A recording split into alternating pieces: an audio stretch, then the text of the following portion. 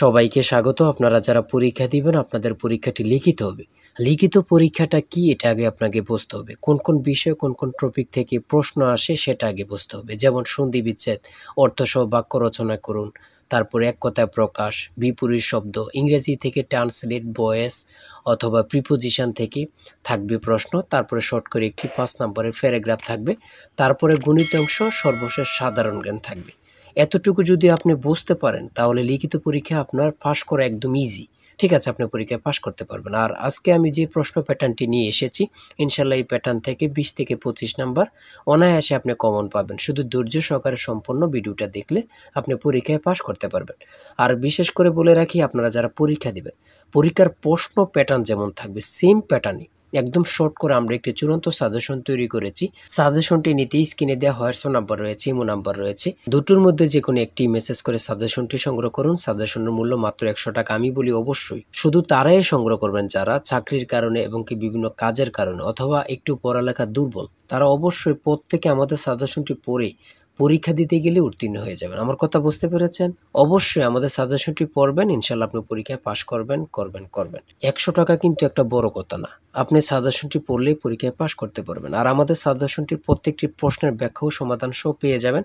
তাই বলে রাখি, দ্রুত আমাদের সাজেশনটি স্ক্রিনে দেওয়া হোয়াটসঅ্যাপ নাম্বার রয়েছে, ইমো নাম্বার রয়েছে, দুটোর মধ্যে যে কোনো একটি মেসেজ করে সাজেশনটি সংগ্রহ করে ফেলুন, মাত্র 100 টাকা। আর আমি এখন দেখিয়ে দিচ্ছি পরীক্ষার প্রশ্ন প্যাটার্ন। দেখেন, 1 নম্বরে রয়েছে সন্ধি বিচ্ছেদ।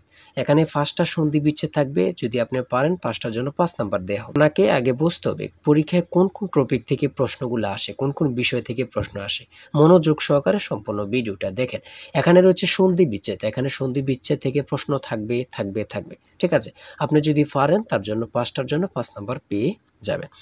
তারপরে রয়েছে অর্থসহ বাক্য রচনা করুন। অর্থসহ বাক্য রচনা করুন, এখানে 5টা দেয়া থাকবে। 5টার জন্য 5 নাম্বার আপনাকে দিবে। ঠিক আছে, প্রত্যেকটা প্রশ্নের জন্য 1 নাম্বার করে আপনি পেয়ে যাবেন। তারপরে 3 নম্বরে রয়েছে এক কথায় প্রকাশ করুন। এক কথায় প্রকাশ করুন, এখানে 5টা থাকবে। 5টার জন্য 5 নাম্বার।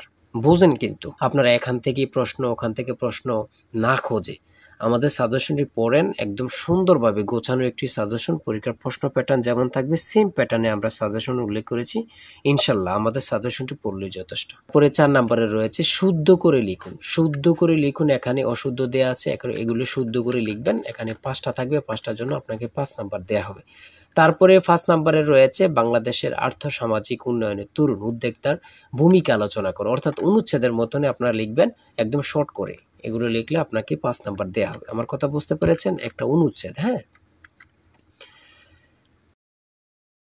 তারপরে 6 নম্বরে রয়েছে fill in the blanks with appropriate preposition। Preposition থেকে এখানে 5টা প্রশ্ন থাকবে। 5টার জন্য আপনাকে 5 নাম্বার দেওয়া হবে। প্রত্যেকটি প্রশ্নের জন্য 1 নাম্বার করে। তারপরে 7 নম্বরে রয়েছে transform the following sentence as directed. ঠিক আছে, এখানে 5টা থাকবে। 5টার জন্য আপনাকে 5 নাম্বার দেওয়া হবে। আমাদের সাজেশনের প্রত্যেকটি প্রশ্নের ব্যাখ্যা ও সমাধান সব পেয়ে যাবেন। 8 নম্বরে রয়েছে mix sentence with the following idioms and phrases. ঠিক আছে, এখানে 5টা থাকবে। 5টার জন্য আপনাকে 5 নাম্বার দেওয়া হবে। এখান দিয়ে আছে 2টা, এখান দিয়ে আছে 3টা, মোট হচ্ছে 5টা। 5টার জন্য আপনাকে 5 নাম্বার দেওয়া হবে। আমার কথা বোঝেন, হ্যাঁ। তারপরে রয়েছে ট্রান্সলেট। এখানে 5টা ট্রান্সলেট রয়েছে। লিখিত আর এমসিকিউ বলেন, এখন প্রত্যেকটা পরীক্ষার ট্রান্সলেট থাকবে। এটা হচ্ছে মূল কথা। ঠিক আছে, 5টা ট্রান্সলেট থাকবে। 5টার জন্য 5 নাম্বার আপনাকে দেওয়া হবে। তারপরে 10 নম্বরে রয়েছে একটি প্যারাগ্রাফ থাকবে। এখানে তো ইমেল রয়েছে, ইমেল থাকবে না আপনাদের জন্য। একদম শর্ট করে একটি প্যারাগ্রাফ থাকবে। যেমন এখানে থাকতে পারে সোশ্যাল মিডিয়া অথবা ইন্টারনেট, ফেসবুক, এমন একটি শর্ট করে প্যারাগ্রাফ লিখবেন, আপনাদেরকে 5 নাম্বার দেওয়া হবে। আর আমাদের সাজেশনে কিন্তু এগুলো উল্লেখ রয়েছে। ঠিক আছে, তারপরে রয়েছে 11 নম্বরে রয়েছে একটি বৃত্তের ফরিদু বেসর অনুপাত কী ধরনের সংখ্যা। ঠিক আছে, এখানে উত্তরটা দেওয়া আছে। তারপরে রয়েছে খ নম্বরে একটি সমদ্বিবাহু সমকোণী ত্রিভুজের দৈর্ঘ্য 5 মিটার হলে ত্রিভুজটির অতিভুজের দৈর্ঘ্য কত, এখানে সমাধান দেওয়া আছে। ঠিক আছে, তারপরে গ নাম্বার রয়েছে যে কোনো চতুর্ভুজের কর্ণদ্বয়ের সমষ্টি তার পরিসীমা অপেক্ষা কি, এখানে সমাধান দেওয়া আছে। তারপরে গ নাম্বার রয়েছে 60 ডিগ্রি এ 180 ডিগ্রি হলে এ কোন ধরনের কোণ। ঠিক আছে, এখানে সমাধান দেওয়া আছে, আপনারা দেখলে বুঝতে পারবেন। ঠিক আছে, তারপরে রয়েছে এক ব্যক্তি স্রোতের প্রতিকূলে নৌকা বেয়ে ঘন্টায় 2 কিলোমিটার বেগে যেতে পারে। স্রোতের বেগ ঘন্টায় 3 কিলোমিটার হলে স্রোতের অনুকূলে 32 কিলোমিটার যেতে তার কত সময় লাগবে? এখানে প্রশ্নটির সমাধান দেয়া আছে, আপনারা দেখলেই বুঝতে পারবেন। আর প্রত্যেকটা গণিত সমাধানের জন্য, গণিত প্রশ্ন সমাধানের জন্য আপনাদেরকে 5 নাম্বার করে দেয়া হবে। বুঝতে পেরেছেন? তারপরে 13 নম্বরে রয়েছে টাকায় 10টি দরে কলম ক্রয় করে টাকায় 8টি দরে বিক্রয় করলে শতকরা কত লাভ বা ক্ষতি হবে? হ্যাঁ, এখানে সমাধান দেয়া আছে, আপনারা দেখলেই বুঝতে পারবেন।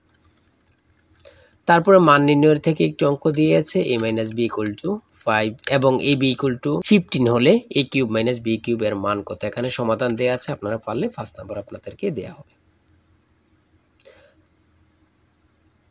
তারপরে এখানে পূর্ণরূপ দিয়েছে, এখানে 3টি পূর্ণরূপ দিয়েছে, যেমন GNSS পূর্ণরূপ কি, ETS এর পূর্ণরূপ কি, GIS এর পূর্ণরূপ কি, এখানে সমাধান দেয়া আছে, আপনারা দেখে নেবেন। পূর্ণরূপ থাকবেই, লিখিত পরীক্ষায় পূর্ণরূপ 3টা বলেন, 2টা বলেন অথবা 5টা থাকবেই থাকবে। তারপরে রয়েছে এখান দিয়ে এই প্রশ্নগুলো রয়েছে সাধারণ জ্ঞান। এখানে রয়েছে কোন সংস্থা বাংলাদেশের জনশুমারি পরিচালনা করে কত সালে 6ষ্ঠ জনশুমারি পরিচালিত হয়?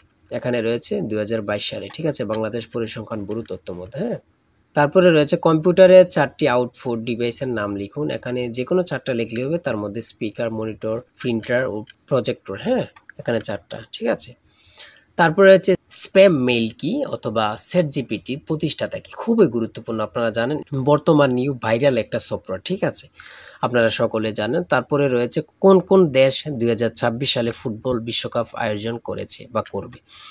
যুক্তরাষ্ট্র, কানাডা ও মেক্সিকো। প্রাচীন গৌড়ের রাজধানী কোথায় ছিল? প্রাচীন গৌড়ের রাজধানী কোথায় ছিল? কত সালে বঙ্গভঙ্গ রহিত হয়? ঠিক আছে, আপনারা অনেকেই জানেন। তারপর ইন্টারনেট হতে কম্পিউটারে কোনো ফাইল সেভ করার প্রক্রিয়াকে কি বলে? ডাউনলোডিং বলে। জুলাই গণ অভ্যুত্থান অধিদপ্তরের কাজ কি কি? ছাত্র জনতার অভ্যুত্থানের ইতিহাস সংরক্ষণ, নিহতদের পরিবার ও আহতদের পুনর্বাসন। ঠিক আছে, বাংলাদেশে পল্লী উন্নয়ন একাডেমি এর প্রতিষ্ঠাতা কি এবং এটি কোথায় অবস্থিত? হ্যাঁ, তারপরে সর্বশেষ যে প্রশ্নটি রয়েছে বাংলাদেশের সমুদ্র বন্দরগুলোর নাম লিখুন। যেমন আমরা জানি 4টা সমুদ্র বন্দর রয়েছে, যথা চট্টগ্রাম, মোংলা, পায়রা ও মাতারবাড়ি। ঠিক আছে, আর আপনারা যারা সাজেশন নিতে চাচ্ছেন, এই যে স্ক্রিনে দেওয়া এই নাম্বারে হোয়াটসঅ্যাপ ইমো আছে, যে কোনো একটাই মেসেজ করে সাজেশনটি সংগ্রহ করবেন। আর আজকের ভিডিও এই পর্যন্তই। সবাই ভালো থাকবেন, সুস্থ থাকবেন। আর হ্যাঁ, আমাদের চ্যানেলটি সাবস্ক্রাইব ও পেজটি ফলো দিয়ে রাখলে নতুন নতুন ভিডিও আপলোড দেওয়ার সাথে সাথে চলে যাবে আপনার কাছে নোটিফিকেশন। আর আপনারা পরীক্ষা দেবেন, পরীক্ষার প্রশ্ন সমাধান, রেজাল্ট কখন দিবে এবং কি কারা কারা চাকরি পাবে, এ সম্পর্কে আমরা সবার আগে ভিডিও আপলোড দিয়ে রাখি। আপনি যদি আমাদের চ্যানেলটি সাবস্ক্রাইব ও পেজটি ফলো দিয়ে রাখেন, সাথে সাথে চলে যাবে আপনার কাছে নোটিফিকেশন। সবাই ভালো থাকবেন, সুস্থ থাকবেন। আজকের ভিডিও এই পর্যন্ত। আল্লাহ হাফেজ।